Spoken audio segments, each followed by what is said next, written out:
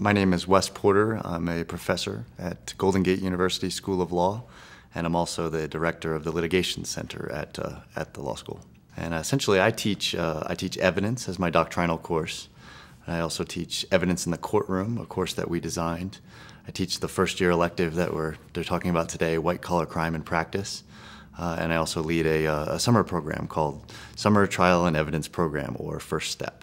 This is a course where students come in with ways of looking at the world. They think they're going to be prosecutors, or they think they're going to be defense attorneys, or they have their notions that they come into a course with. They're reading the headlines and they're outraged in one direction or another. White-collar crime, because it's topical and because it's interesting, has a way of separating students out in that way.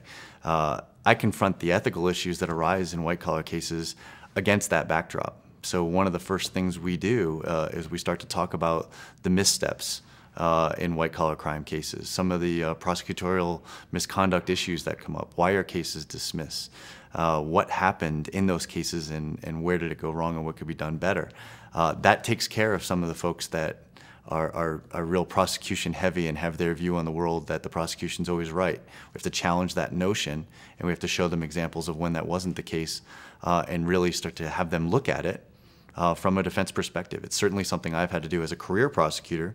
Now in this teaching role, understanding that I have both of those types of students in a class like this, I have to introduce, and I'm responsible for introducing the defense perspective on this.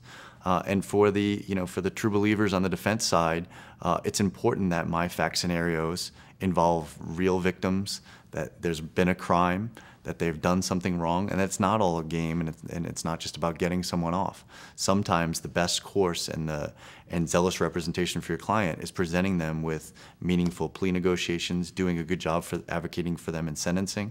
So we have our cases go all the way through. We have people plead guilty. We have people go to sentencing.